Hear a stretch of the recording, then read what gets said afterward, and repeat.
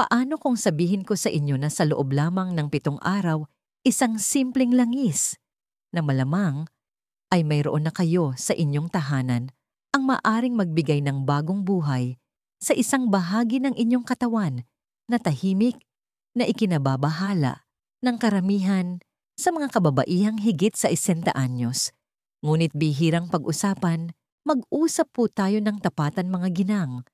Ang tinutukoy po natin ay kung ano ang nangyayari dyan sa ibaba pagkatapos ng menopause. At hindi ito isa na namang alok para sa mga hormone cream, magugulong lubricant o masakit na mga pamamaraan. Ito po ay tungkol sa pagpapanumbalik ng kung anong tahimik na kinuha sa inyo ng panahon at tensyon ng inyong natural na pagkabasa ang inyong pakiramdam at ang inyong kumpiyansa bilang isang babae. Ako po si Dr. Mila De La Paz, isang manggagamot na dalubhasa sa pangangalaga sa mga nakatatanda. Sa loob ng mahigit 30 taon, nagkaroon ako ng pribilehiyong makatrabaho ang libu-libong kababaihan sa kanilang 60s, 70s, at kahit 80s na tinutulungan silang maibalik ang sarap at ginhawa na akala nila'y tuluyan ng nawala. Ang ibabahagi ko po sa inyo ay nakabatay sa klinikal na kaalaman at tunay na karanasan sa mundo. Hindi po ito pambobola. Ngunit ito'y isang bagay na napakabihirang banggitin ng karamihan sa mga doktor. Heto po ang nakakagulat na bahagi, isa sa mga pinakamabisang solusyon para sa tumatanda at maselang tissue ng kababaihan ay hindi matatagpuan sa reseta ng doktor. Ito'y matatagpuan sa kalikasan. Ito'y ipinapahid lamang at kapag ginamit ng tama, may kapangyarihan itong gisingin ang sirkulasyon, ibalik ang tugon ng mga nerve at gawing mas malambot, mainit at buhay na muli ang inyong pinakapribadong bahagi. Ang isang pang-araw-araw na gawaing ito ay maaaring magbago sa inyong pakiramdam tungkol sa inyong katawan simula ngayong linggo.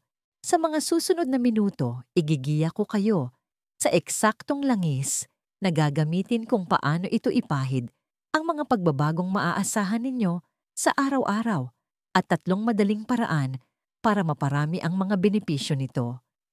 Kung pakiramdam ninyo ay medyo nawawala na kayo sa inyong sarili, kamakailan, samahan ninyo ako. Ang matututunan ninyo ay maaring magbago ng lahat.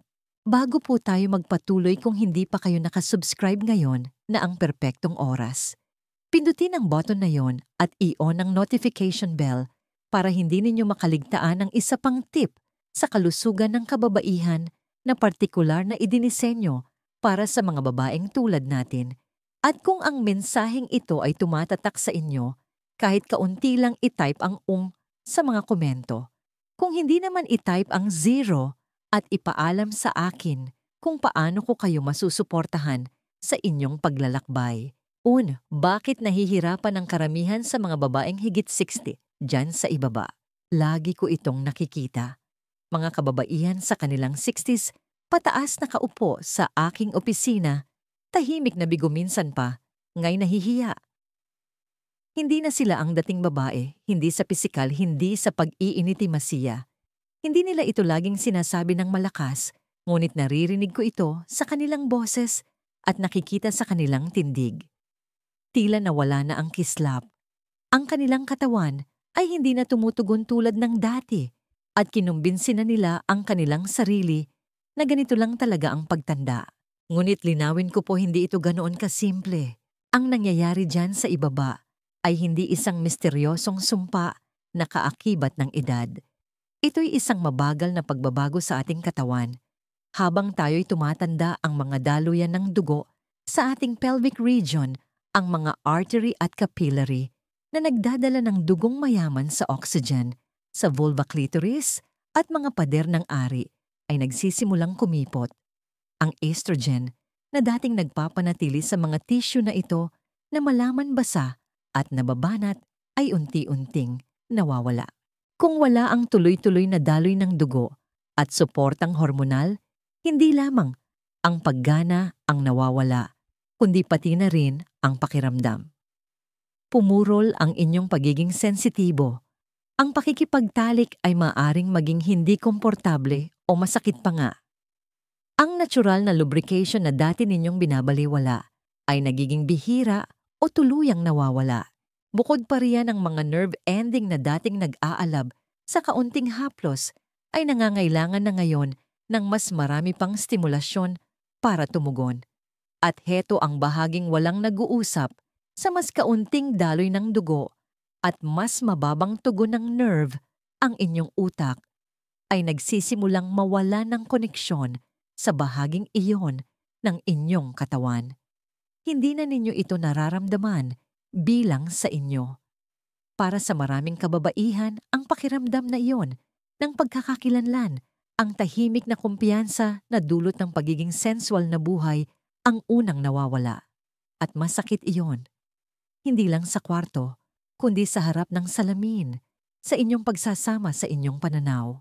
Ngayon magbabahagi ako ng isang personal na bagay.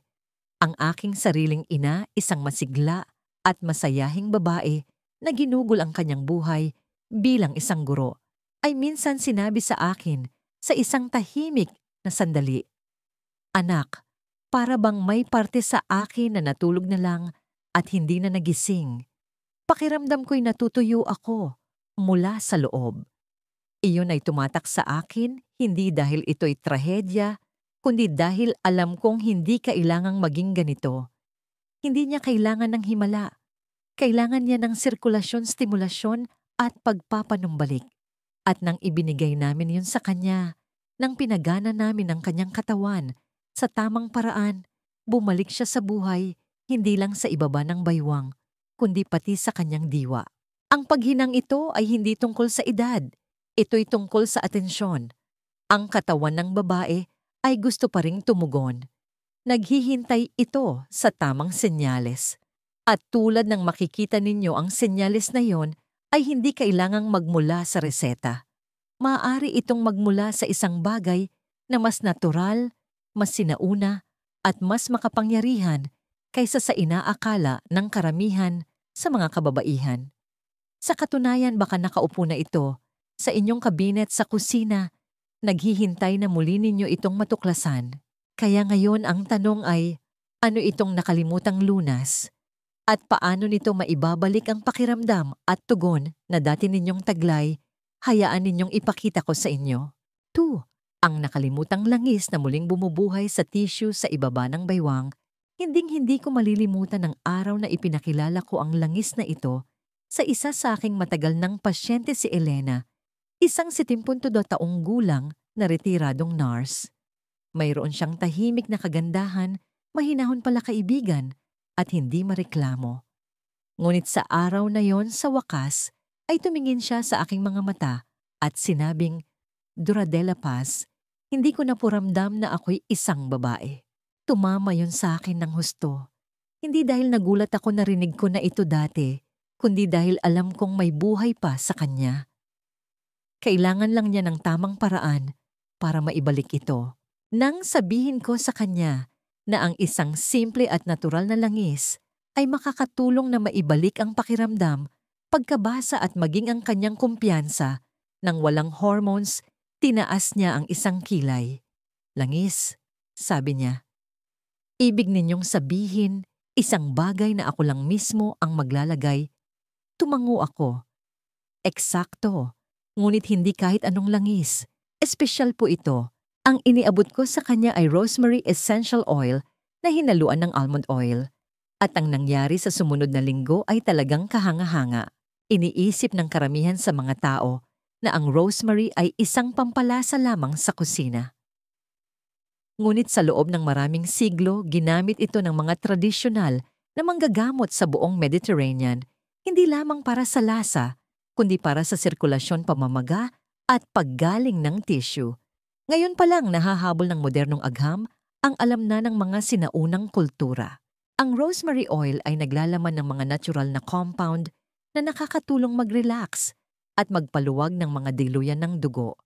Ibig sabihin, mas maraming dugong mayaman sa oxygen ang makakarating sa masilang tissue ng vulva at clitoris. Mayroon din itong mga katangian na nagbabawas ng pamamaga at nagpapahusay ng tugon ng nerve eksakto kung ano ang kailangan ng tumatandang tissue ng kababaihan. Kapag ipinahid sa panlabas na bahagi ng ari, ang labia at clitoral hood ang rosemary oil, ay may ginagawa na hindi naramdaman ng maraming kababaihan sa loob ng maraming taon. Nagdudulot ito ng init. Hindi nakakapaso, kundi isang banayad na pag-activate na para bang ang inyong katawan ay gumigising. Iyan mismo ang inilarawan sa akin ni Elena. Para bang may marahang ugong sa ilalim ng aking balat muli. Sabi niya sa akin, hindi masakit basta buhay. Hindi niya ito iniimbento. Pinapasigla ng langis ang peripheral circulation at dahan-dahang hinihikayat ang kanyang mga nerve na muling tumugon.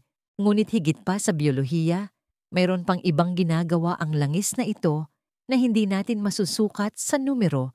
Nagbibigay ito sa mga kababaihan ng pakiramdam ng kontrol muli. Hindi na kayo basta naghihintay na masipsip ang isang cream o umaasa sa mas magandang gabi. Aktibo ninyong inaalagaan ang inyong sarili, sadya ninyong kinokonekta muli ang isang bahagi ng inyong katawan na nararapat bigyan ng pansin, hindi kahihiyan, hindi katahimikan, kundi respeto. Ito ay nagiging higit pa sa isang pisikal na gawain. Ito ay nagiging isang tahimik na ritual. At para sa mga babaeng tulad ni Elena, ang ritual na yon ang nagiging simula ng pagbabago. Kaya ngayon, alam na ninyo ang langis, ngunit paano naman ang eksaktong pamamaraan dahil kung paano ninyo ito ipapahid ay napakahalaga. Ang mga simpleng pagkakamali sa oras, teknik o lugar ay maaaring mga hulugan ng pagkakaiba sa pagitan ng maliliit na resulta at isang buong transformasyon. Susunod igigiya ko kayo sa eksakto at sunod-sunod na paraan na ginagamit ng aking mga pasyente araw-araw at kung paano ninyo ito magagawa simula ngayong gabi. 3. Sunod-sunod na hakbang. Paano ito gamitin ng ligtas at epektibo? Isa sa mga pinakamalaking maling akala na nakikita ko sa mga kababaihang sumusubok ng mga natural na lunas ay tinatrato nila ito na parang isang klinikal na gawain, isang bagay na kailangang tapusin agad. Ngunit hindi tumutugon ang inyong katawan sa pagmamadali, lalo na pagkatapos ng 60. Ang tinutugunan nito ay intensyon banayad na pangangalaga at pakiramdam ng presensya. At pagdating sa paggamit ng rosemary oil para maibalik ang daloy ng dugo sa ibaba ng baywang, kung paano ninyo ito ipapahid ay kasing halaga ng langis mismo. Hayaan ninyong igiya ko kayo sa itinuro ko sa 12 kong pasyente at maging sa aking sariling ina. Una, kailangan ninyong ihanda ng tama ang langis. Ang mga essential oil ay mabisa, kaya dapat itong ihalo sa isang carrier oil, tulad ng sweet almond langis ng niyog o jojoba oil. Simple lang ang tuntunin 3 hanggang 5 patak ng rosemary oil sa bawat isang kutsara ng carrier oil. Haluin ito ng dahan-dahan sa inyong palad hanggang sa maging maligamgam ito, hindi mainit. Ang init na yon ay senyales sa inyong katawan na may darating na nakapagpapagaling. Ang susunod na hakbang ay kung saan nagmamadali ang karamihan sa mga kababaihan, ngunit kung saan talaga nagsisimula ang mahika. Tiyaking malinis at tuyo ang inyong balat. Mainam kung pagkatapos ng maligamgam na paliligo dahil bukas ang inyong mga pores at relax ang inyong mga kalamnan. Humiga o umupo ng komportable at simulan sa pagpahid ng langis sa panlabas na labya. Gamitin ang dulo ng inyong mga daliri upang dahan-dahang imasahe ang langis sa inyong balat sa maliliit banayad at pabilog na mga galaw. Hindi ninyo kailangang diinan ng husto. Ito ay tungkol sa pagiging malambing. Dahan-dahang igalaw sa buong vulva at sa ibabaw ng clitoral hood. Ito ay para sa panlabas na paggamit lamang. Ang layunin ay magdala ng panibagong daloy ng dugo at pakiramdam sa mga tissue sa ibabaw. Humihinga habang ginagawa ito. Sa ilong palabas sa bibig. Damhin ang init na kumakalat sa ilalim ng inyong mga kamay. Para sa maraming kababaihan, ito ang unang pagkakataon sa loob ng maraming taon na sadya nilang nakakonekta ang bahaging ito ng kanilang katawan, hindi dahil sa obligasyon o pagkabigo, kundi para sa pagpapagaling. Makapangyarihan iyon. Diyan nagsisimula ang pagbabago. Maaari ninyo itong gawin isang beses sa isang araw sa simula, mas mabuti sa gabi. Ang ibang kababaihan ay ginagawa ito 2 beses umaga at gabi, lalo na sa unang linggo. Ang bawat sesyon ay dapat tumagal ng 20 hanggang 1 minuto, hindi matagal. Ngunit sapat na para sabihin sa inyong katawan, nandito ako, nakikinig ako, nagmamalasakit ako. Isang pasyente ko si Susan ang nagsabi sa akin na pagkatapos lamang ng 3 araw na paggawa nito, may naramdaman siyang gumalaw sa loob niya, hindi lang pisikal, kundi emosyonal. Sabi niya, hindi ko alam kung gaano ko na-miss ang ganitong uri ng self-care. Ipinaalala nito sa akin na ako pa rin pala ay isang sensual na nilalang. At tama siya. Hindi lang ito isang masahe. Ito'y isang mensahe sa inyong katawan, sa inyong nervous system, sa inyong pagkababae.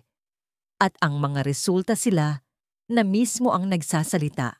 Ngunit ano nga ba talaga ang dapat ninyong asahan sa susunod na 2 araw dyan na nagiging kapana-panabik? Dahil kung gagawin ninyo ito sa tamang paraan, ang mga pagbabago sa araw-araw ay magsisimulang maganap at mas makapangyarihan ang mga ito kaysa sa inaakala ng karamihan sa mga kababaihan. Hayaan ninyong ipakita ko sa inyo kung ano ang posible araw-araw. 4. Ano ang aasahan araw-araw na pag-unlad sa loob ng 7 araw? Karamihan sa mga kababaihan ay nag-aalinlangan kapag sinasabi kong ang mga kapansin-pansing resulta ay maaring magsimula sa loob lamang ng 7 araw. Naiintindihan ko po. Pagkatapos ng mga taon minsan dekada ng paghina, mahirap paniwalaan na ang isang bagay na kasing simple ng pang-araw-araw na ritual ng langis ay maaaring magsimulang buhayin muli ang inyong katawan. Ngunit nakita ko itong nangyari, hindi 1 beses, hindi 2 beses, kundi paulit-ulit. At kapag ipinagpatuloy ito ng mga kababaihan, kahit sa loob lang ng 1 linggo, may nagbabago, hindi lang sa ibaba ng baywang, kundi sa paraan ng kanilang pagdadala sa sarili, sa paraan ng kanilang pakiramdam tungkol sa kanilang sariling katawan muli. Unang araw. Ang unang araw ay kadalasang mas emosyonal kaysa pisikal.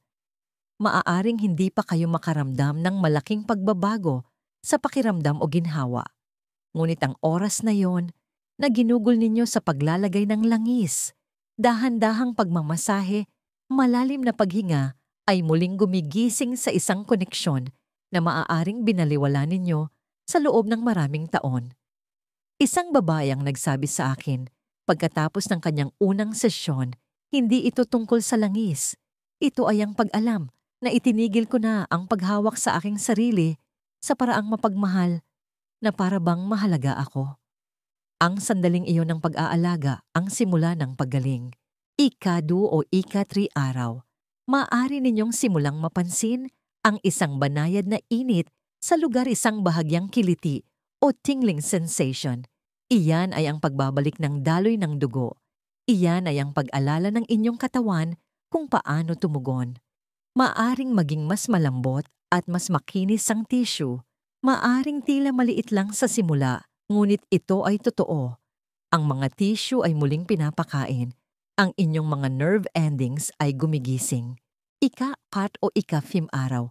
Madalas i-report ng mga kababaihan ang pagbabago sa pagiging sensitibo at natural na lubrication. Nagiging mas madaling makaramdam ng pagnanasa. Ang haplos ay mas masarap at hindi na gaanong nakakairita. Maaari ninyong mapansin ang pagbabalik ng pakiramdam na akala ninyo ay tuluyan nang nawala at kasabay niya ng kumpiyansa ay tahimik na nagsisimulang bumalik. Ika-6 na araw. May mas malalim na nangyayari, hindi lang pisikal, kundi emosyonal. Ang mga babae ay naglalakad ng may mas maraming grasya. Mas nararamdaman nila ang kanilang katawan. Tumingin sila sa salamin at hindi lang pagtanda ang nakikita. Nakikita nila ang posibilidad. Diyan na napapansin din ng mga partner, hindi laging dahil sa pakikipagtalik mismo, kundi dahil sa sensual na enerhiya na inilalabas ninyo. Nandyan na kayo ulit. At ang enerhiyang iyon ay kaakit-akit. Ikasito araw. Ito ang tinatawag kong sandali sa harap ng salamin. Mahuhuli ninyo ang inyong sarili na napapansin na ang lugar ay mas mainit, mas nababanat, mas tumutugon. At matatanto ninyo na hindi lang ito tungkol sa langis. Ito ay tungkol sa kung ano ang sinisimbolo nito. Atensyon, intensyon at pagpapanumbalik.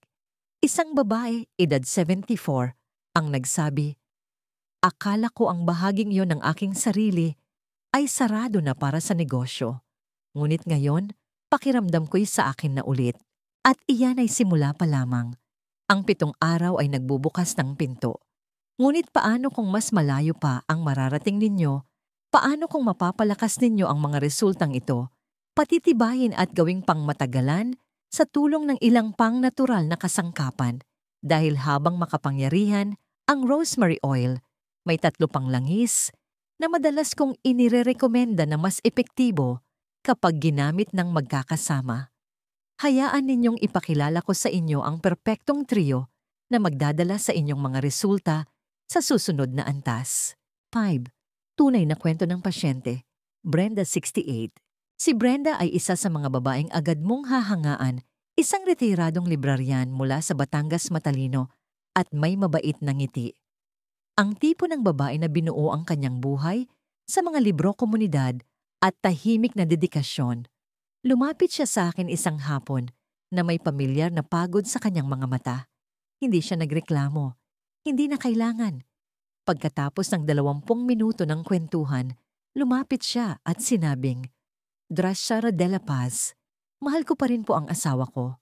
May pagnanasa pa rin sa puso ko. Pero ang katawan ko, hindi na tumutugon." Nanatili sa akin ang pangungusap na yon. Walang kapaitan sa kanyang tono, kundi tahimik na pagkatalo. Tinanong ko siya ng ilang simpleng tanong. Kailan ka huling naging komportable sa iyong katawan?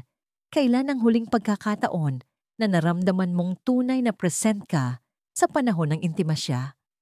Kailan ito huling naramdaman bilang sarap at hindi isang problemang kailangang lutasin? Huminto siya. "Ilang taon na po?" sabi niya. "Maraming taon na." Nag-aalinlangan si Brenda nang sabihin ko sa kanya ang tungkol sa rosemary oil. Tulad ng maraming kababaihan sa kanyang edad, sinubukan na niya ang mga karaniwang option, mga hormone cream, special na lubricant, kahit physical therapy. Ngunit alinman sa mga ito ay hindi gumana o pakiramdam niya ay magulo at klinikal. Ang ideya ng paggamit ng langis, isang bagay na natural banayad, halos ritualistiko, ay tila banyaga sa kanya. Ngunit sinabi ko sa kanya, ang sasabihin ko sa inyo minsan ang pinakamakapangyarihang pagpapagaling ay hindi maingay. Ito ay banayad tuloy-tuloy at nakaugat sa pag-aalaga. Sinunod niya ang aking mga tagubilin pay hanggang 7 minuto lamang bawat gabi pagkatapos ng maligamgam na paliligo. Walang mga distraction kundi ang langis, ang kanyang mga kamay at isang tahimik na silid. Sa una sabi niya'y medyo kakaiba ang pakiramdam na para bang sumusunod lang siya sa mga galaw. Ngunit pagsapit ng ika-4 na araw, may napansin siya. Ang paulit-ulit na pakiramdam ng pagkatuyo at iritasyon na dinaranas niya sa loob ng maraming taon ay nagsimulang maglaho. May bagong lambot, isang banayad na init. Hindi ito pagnanasa eksakto. Ito ay ginhawa, buhay, daloy. Pagsapit ng ika-6 na araw, sinabi niya sa akin na tumayo siya sa harap ng salamin at tiningnan ang sarili sa ibang paraan. "Tra de la Paz, Yam," sabi niya, "nakita ko ulit ang isang babae." Lubos akong naantig. Iniisip natin na ang kalusugan ng kababaihan ay tungkol sa paggana, ngunit ito talaga ay tungkol sa presensya, ang kakayahang makaramdam ng koneksyon sa sariling katawan, na malaman na mayroon pa ring gumagana sa loob mo, tumutugon pa rin, mahalaga pa rin. Sa ika-7 araw, hinawakan niya ang kamay ng kanyang asawa sa kama. At may naramdaman siyang nagbago, hindi lang sa kanya, kundi sa pagitan nilang dalawa. Wala siyang sinabi, hindi na kailangan. Napansin ng asawa niya ang enerhiya, ang kumpiyansa, ang tahimik na kapangyarihan ng isang babaeng nagbalik sa kanyang sarili. Ang kwento ni Brenda ay hindi bihira. Ito ay bihirang ikwento dahil karamihan sa mga kababaihan ay hindi iniisip na posible ang ganoong kwento para sa kanila. Ngunit posible po ito.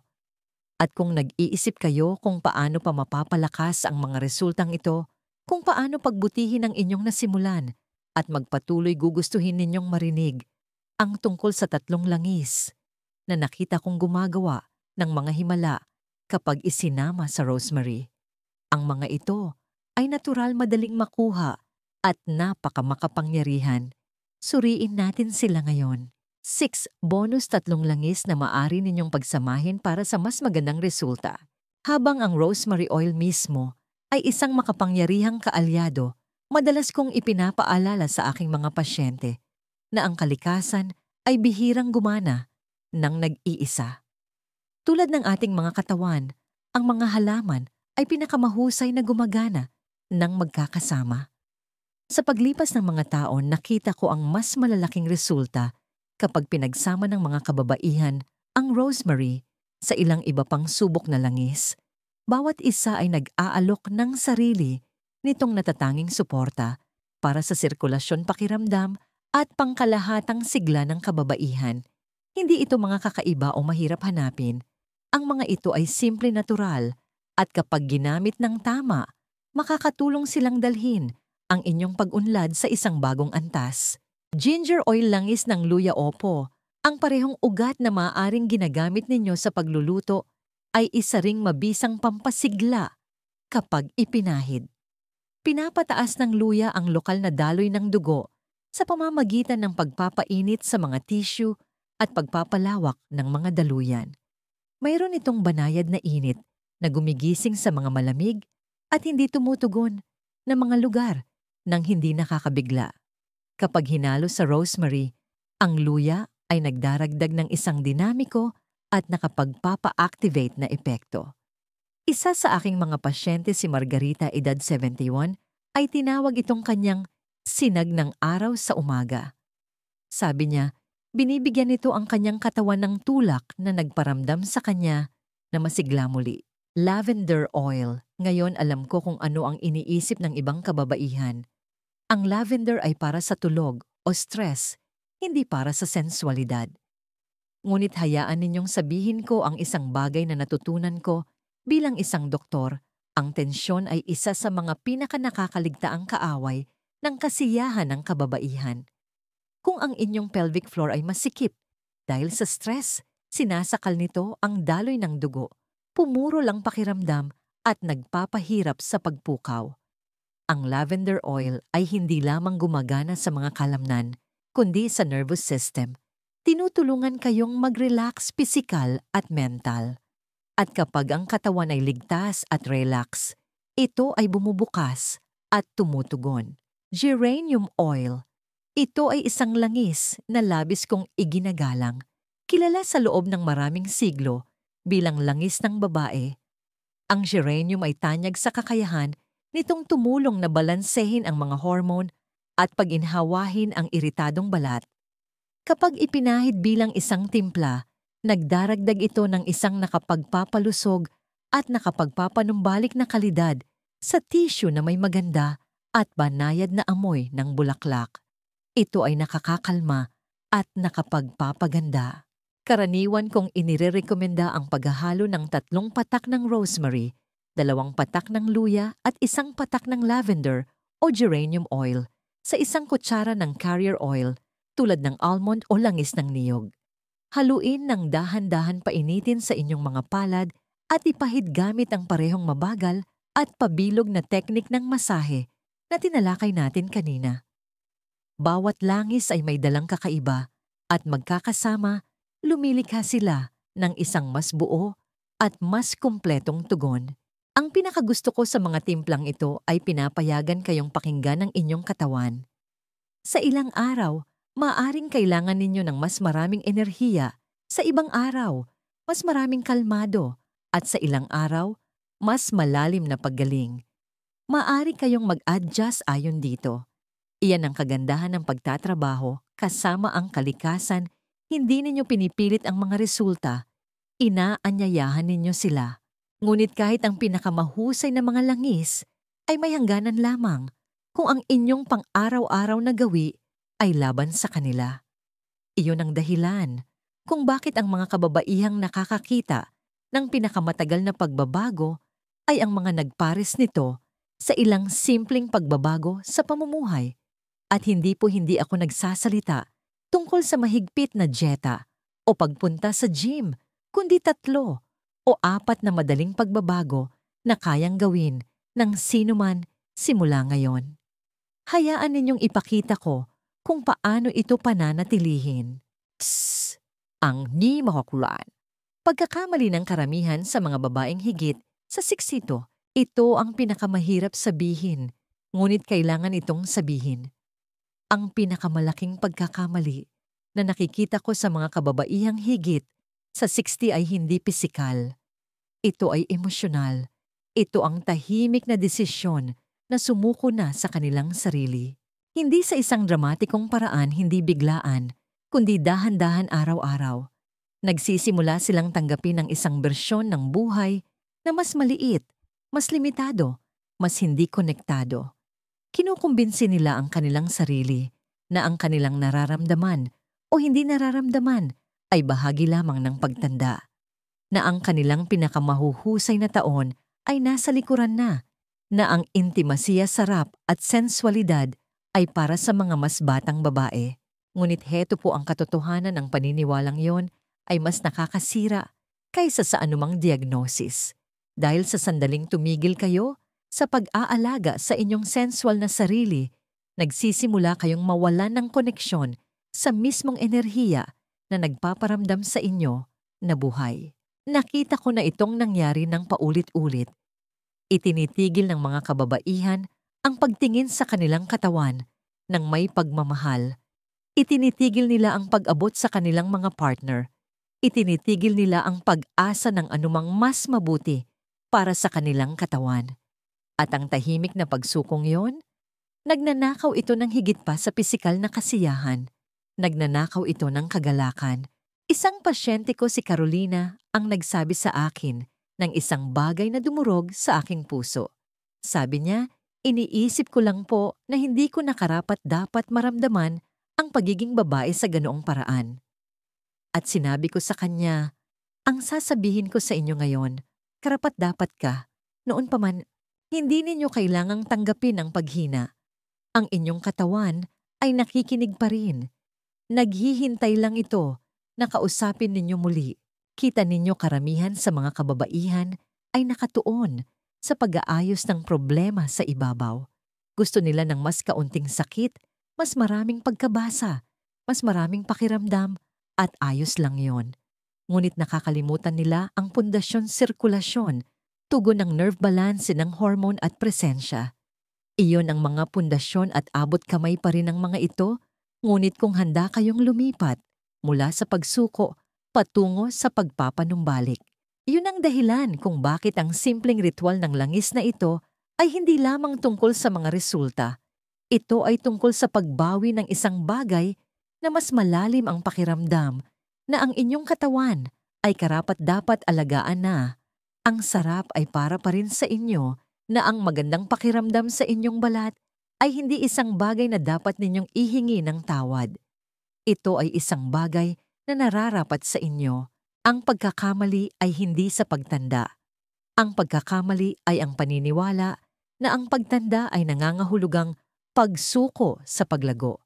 At ipinapangako ko sa inyo, hindi po. Maaari kayong tumanda pero gising pa rin. Maaari kayong bumagal ngunit namumukadkad pa rin. Ngunit kung darating kayo hindi isang beses, hindi sa loob ng isang linggo, kundi may matatag at tahimik na pangako. Ngayon, kung handa na kayong lumipat mula sa isang panandaliang eksperimento patungo sa isang pangmatagalan at panghabambuhay na gawi, ang susunod na hakbang ay susi. Dahil ang tunay na pagbabago ay hindi nagmumula sa ginagawa ninyo ng isang beses. Ito ay nagmumula sa inuulit ninyo. Hayaan ninyong ipakita ko kung paano gawing isang pang-araw-araw na ritmo ang bagong koneksyon na ito sa inyong katawan na madaling isama sa inyong buhay at magtatagal sa mga darating na taon. 8. Paano ito gawing panghabambuhay na ritual? Nang una kong ipinakilala ang ritual ng langis na ito sa aking mga pasyente, karamihan sa kanila ay itinuring itong isang eksperimento, isang bagay na susubukan sa loob ng 1 linggo o 2 para lang makita kung ano ang mangyayari. At ayos lang iyon. Lahat tayo ay kailangang magsimula sa isang lugar. Ngunit ang hindi ko inaasahan ay kung gaano karami sa kanila ang bumalik pagkatapos ng ilang linggo, hindi lang para sa isang follow-up, kundi may bagong enerhiya sa kanilang boses. Hindi na lang sila naghahangad ng mga resulta. Gusto na nila ng isang ritmo. Gusto nilang maging bahagi ito ng kanilang buhay. Dahil ang totoo, ang pagpapagaling ay hindi lamang tungkol sa kung ano ang ginagawa mo ng isang beses. Ito ay tungkol sa kung ano ang ginagawa mo ng tuloy-tuloy ng may pag-iingat. At para sa mga kababaihang higit sa Aindo, ang pagbuo nito bilang isang pang-araw-araw o lingguhang ritual ay hindi lamang nakakatulong. Ito ay makapangyarihan. Ang katawan ay tumutugon sa mga pattern. At kapag binibigyan mo ito ng parehong mensahe araw-araw, mahalaga ka pa rin. Ang katawan ay nagsisimulang maniwala dito. Hindi lamang sa pamamagitan ng ginhawa, kundi sa pamamagitan ng presensya, sarap at pakiramdam. Kaya paano ninyo ito pananatilihin? Magsimula kayo sa simple. Ipares ang masahe ng langis sa isang bagay na ginagawa na ninyo tulad ng inyong skincare routine sa gabi o pagligo sa umaga. Ilagay ang langis sa isang lugar na nakikita hindi nakatago sa isang drawer. Gawin itong bahagi ng inyong espasyo. Pagkatapos, bigyan ng inyong sarili ng hanggang 20 minuto lamang.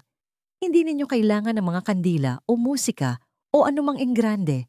Ang inyong mga kamay ang inyong hininga at ang inyong pagnanais na muling kumonekta. Ang ilang mga pasyente ko ay gustong magsimula sa banayad na pag-uunat, pag-abot sa inyong mga daliri, sa paadahan-dahang pag-ikot ng inyong balakang pagbubukas ng inyong mga hita. Hindi ito ehersisyo, ito ay pag-activate. Pagkatapos ang langis, painitin ito sa inyong mga palad, langhapin ito. Hayaan ang inyong haplos na maging malambing, ngunit may intensyon. Hindi kayo nagmamadali, nakikinig kayo. Ito ang inyong oras. At heto ang bahaging pinakamahalaga, pagiging tuloy-tuloy. Sa ilang araw mas marami kayong mararamdaman, sa ibang araw mas kaunti. Ngunit sa tuwing gagawin ninyo ito, sinasabi ninyo sa inyong katawan, nandito ako, hindi ako aalis. At sa paglipas ng panahon, ang mensaheng iyon ay tumatagos ng malalim. Nagiging hindi na ito tungkol sa pagsisikap, kundi sa pagiging. Isang tahimik na pagbabalik sa isang bagay na akala ninyo ay nawala na. Si Diana, isang 66 taong gulang na retiradong guro ang nagsabi nito ng pinakamahusay. Hindi na po ito isang routine Docra de la Paz. Bahagi na ito ng pagkatao ko, tulad ng aking tasa ng tsaa sa gabi o pagbabasa bago matulog. Kasama na lang talaga ito. Iyan ang uri ng pagbabago na hinahangad natin. Hindi lamang pagpapabuti, kundi pagsasama. Dahil kapag nagsimulang maalala ng inyong katawan kung paano ito dapat maramdaman, ang susunod na tanong ay hanggang saan ito maaaring umabot. Dahil maniwala man kayo o hindi, ang ating natalakay ay simula pa lamang. Mayroon pang isang katotohanan na kailangan ninyong marinig. Isa na maaaring magbago ng paraan ng pagtingin ninyo sa inyong katawan, sa inyong nakaraan, at sa inyong hinaharap bilang isang babae. Pag-usapan natin yan ngayon. Noime, isang huling salita sa mga kababaihang higit sa yingtoo. May isang bagay na malalim kong pinaniniwalaan pagkatapos makatrabaho ang libu-libong kababaihan sa nakalipas na 3 dekada. Ito ay ito, dahil lang tahimik ang isang bahagi ng inyong katawan, sa loob ng ilang panahon ay hindi nangangahulugang wala na ito. Maaring natutulog ito, maaring naghihintay ngunit hindi ito nawala. At hindi po kayo sira. Napakaraming kababaihan ang lumalagpas sa edad na 60 at nagsisimulang maramdaman na tila nawawala sila sa kanilang sariling buhay. Hindi dahil nawala ang kanilang lakas o katinuan, kundi dahil nawala ang kanilang koneksyon sa kanilang katawan, sa kanilang pagkakakilanlan, sa kanilang lugar sa mundo bilang isang babae. May mga pasyente akong nagsabi sa akin na pakiramdam nila'y hindi na sila nakikita kahit sa kanilang sariling tahanan. Hindi na kailangan, hindi na ninanasa, hindi na buhay sa paraang dati. At ang sagot ko ay palaging pareho. Nandito pa rin po kayo at ang inyong katawan ay nakikinig pa rin kahit na matagal na itong tahimik. Ang langis, ang masahe, ang ritmo, lahat ng yon ay mahalaga. Ngunit sa ilalim ng lahat ng yon ay may isang bagay na mas makapangyarihan, atensyon. Kapag binigyan ninyo ng atensyon ang isang bahagi ng inyong sarili, ito ay tumutugon. Hindi mahalaga kung gaano katagal itong napabayaan, naaalala ng katawan. Ang inyong mga kamay, ang inyong hininga, ang inyong presensya, sinasabi nito sa inyong nervous system, sa inyong sirkulasyon, sa inyong espiritu, mahalaga ka. Hindi po ito tungkol sa pagsisikap na maging 20 anyos ulit. Ito po ay tungkol sa muling pagiging kayo. Isang mas buo, mas masigla, mas present na bersyon ninyo. Isang babaeng hindi sumuko. Isang babaeng alam na ang kanyang halaga ay hindi nawawala sa edad. Nakita ko na ang mga kababaihan sa kanilang 70s, kahit 80s na tumingin sa aking mga mata, pagkatapos lamang ng ilang linggo ng simpleng gawaing ito at nagsabing, pakiramdam ko'y umuwi ako sa aking sarili. Iyan ang gusto ko para sa inyo. Kaya ngayong gabi, kapag nag-iisa kayo, maglaan ng isang sandali. Umupo ng tahimik. Painitin ang ilang patak ng langis sa pagitan ng inyong mga palad. Huminga. Hawakan ang inyong katawan na parang nararapat itong alagaan. Dahil nararapat po ito. Hindi ito tungkol sa paghabol sa kabataan. Ito ay tungkol sa pagbibigay pugay sa lahat ng pinagdaanan ng inyong katawan, panganganak, trabaho, mga taon, at pagpili. Ngayon mismo, naalagaan ito, anuman ang mangyari. Dahil ang pag-aalagang iyon ay lakas. Ang pag-aalagang iyon ay pagkababae. At ang totoo, kapag sinimulan ninyo ang paglalakbay na ito, kapag muli kayong kumonekta at bawiin ang bahaging ito ng inyong sarili, maaaring matuklasan ninyo na may mas malalim na nagsisimulang magbago. Hindi lang ang inyong katawan, kundi ang inyong mga relasyon, ang inyong kumpiyansa, ang inyong kalinawan. Dahil kapag ipinakita ninyo ang sarili ninyo sa ganitong paraan, iba na rin ang pagpapakita ng mundo sa inyo. So, mensahe ng pagtatapos at aral sa buhay. Kung nakaabot kayo hanggang dito, nais ko po kayong pasalamatan. Hindi lamang sa pagbabasa kundi sa pagpapakita para sa inyong sarili. Mas mahalaga iyan kaysa sa inaakala ninyo. Dahil sa isang punto karamihan sa mga kababaihan ay sinasabihan ng tahimik at minsan ay hindi na pagkatapos ng isang tiyak na edad, dapat na silang umasa ng mas kaunti. Mas kaunting sarap, mas kaunting koneksyon, mas kaunting intimasya. Ngunit narito po ako upang ipaalala sa inyo na iyan ay isang kasinungalingan. Nandito pa rin kayo. Ang inyong katawan ay may kakayahan pa rin at ang paglalakbay na kasisimula ninyo pa lang ay patunay niyan. Tinalakay natin kung paano ang isang natural na langis tulad ng rosemary ay maaring muling gisingin ang sirkulasyon at tugon ng nerve. Napag-usapan natin kung paano maibabalik ng isang simpleng pang-araw-araw na ritual ang init pakiramdam at ang kumpiyansang kasama nito. Narinig ninyo ang mga tunay na kwento mula sa mga babaeng tulad ni Brenda at Diana na ginawang makapangyarihan at totoong pagbabago ang tahimik na pag-asa. Ang pinakamahalagang aral sa buhay na maiaalok ko sa inyo mula sa lahat ng aking taon bilang isang doktor ay ito. Ang atensyon po ay isa sa pinakamakapangyarihang uri ng pagpapagaling. Kung saan ninyo ilalagay ang inyong fokus, doon susunod ang enerhiya. Sa loob ng maraming taon, maaaring nakatuon kayo sa kung ano ang nawala. Ngayon ang araw upang simulan ang pagtuon sa kung ano ang maaaring maibalik. Ang simple at pang-araw-araw na pagkilos ng pag-aalaga sa inyong katawan ay isang malalim na pahayag. Sinasabi nito, hindi pa ako tapos. Nandito pa ako at karapat-dapat ako sa pagsisikap. Ang prinsipyong ito ay hindi lamang naaangkop sa inyong pisikal na kalusugan. Naaangkop ito sa inyong pagsasama, sa inyong mga libangan at sa inyong espiritu. Bigyan ninyo sila ng inyong atensyon at panoorin silang muling mabuhay. Huwag ninyong hayaang maging katapusan lamang ito ng isang artikulo. Hayaan ninyong maging simula ito ng isang pagbabalik sa inyong sarili, sa inyong katawan, sa babaeng kayo pa rin. Naghihintay ang susunod na kabanata. Hayaan ninyong magsimula ito sa inyo. Kung ang mensaheng ito ay nagsalita sa inyo, ikararangal ko kung sasali kayo sa ating komunidad at pag-uusap. Mangyaring mag-iwan ng komento sa ibaba. Nais ko pong marinig kung aling bahagi nito ang pinakakonektado sa inyo. Mahalaga po ang inyong kwento.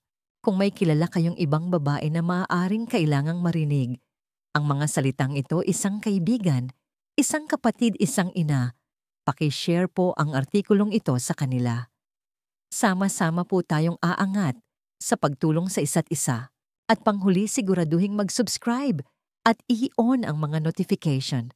Ako po ay nakatuon sa paglikha ng mas tapat at nakapagpapalakas loob na payo sa kalusugan para sa mga kababaihang higit sa 60 at ikararangal kong makasama kayo sa landas na ito. Salamat po sa inyong pagbisita.